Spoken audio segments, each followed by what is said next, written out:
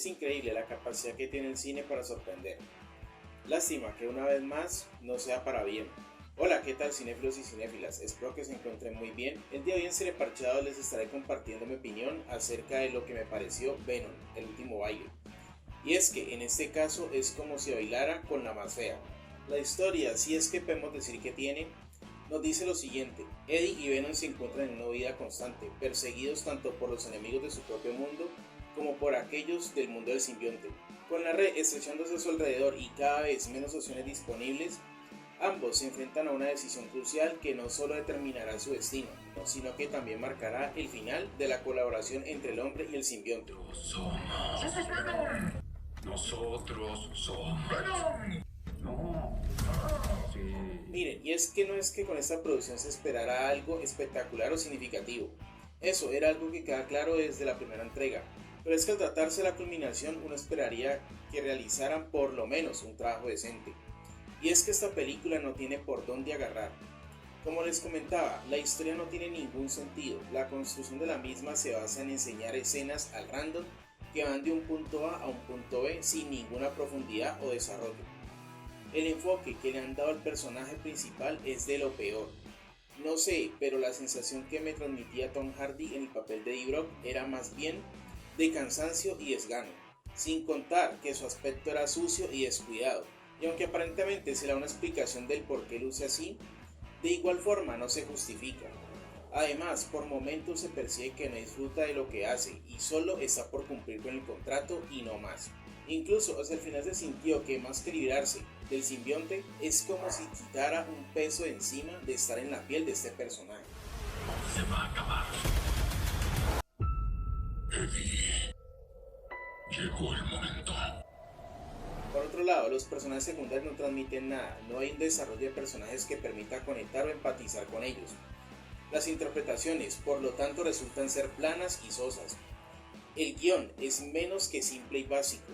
Yo no sé cómo es que se las ingenian para creer que un guión como el que realizan tanto Tom Hardy como Kelly Marcel para esta película pueda llegar a ser interesante. Y es que se nota que no tenían claro qué hacer para el desarrollo de esta película. Por otra parte, la interacción que tiene Venom con Eddie es de lo más patético, absurdo y ridículo. Y esto se debe al pretender creer que ambos personajes pueden tener una actitud cómica, para que de esta manera el espectador crea que ya no es un villano de Spider-Man como originalmente debió ser, sino que aquí es un héroe, borracho y con resaca todo el tiempo, pero héroe al fin y al cabo. Por lo tanto, piensan que poniendo al personaje en situaciones exageradamente ridículas, los espectadores se van a poder identificar de mejor manera. Sin embargo, en mi caso ocurre lo contrario, porque da pena ajena cómo destruyen y denigran la esencia de un personaje, en este caso a Venom. Ahora, no bastándoles con la cantidad de escenas de relleno que tiene esta película, se han ido por la vieja confiable para alargar el metraje con una secuencia de baile que no aporta nada y además es ridícula. Todo en vista de que ya no sabían qué más inventar.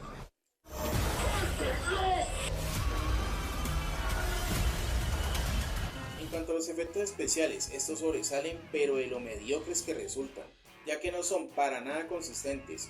A veces se ven bien, en otros son horrorosos. También, algo en lo que falla es el hecho de que gran parte de la película las escenas carecen de secuencias lógicas, por lo que se le nota demasiado los errores que tiene de continuidad. Algo que sí resulta increíble es que con el presupuesto con el que contaron para la realización de Venom 3, que fue de poco más de $100 millones, toda la producción en general luzca de tan baja calidad, que parece más una película para plataforma que para cine. Para no tirarle de más, puedo decir que lo positivo fue la duración del metraje, que para lo que resultó ser estuvo en los límites tolerables, y también la aparición de los demás simbiontes, que al menos para este punto, para lo que ya se venía viendo, fue lo mejorcito. En general, Venom el último baile me parece una película innecesaria, ilógica y vacía, en la que tanto el cierre de la misma como el del personaje de Venom resultó ser nefasto, por lo que considerando todo lo que se vio de esta producción cinematográfica y siendo piadoso, yo a Venom el último baile le doy una calificación de 4 sobre 10.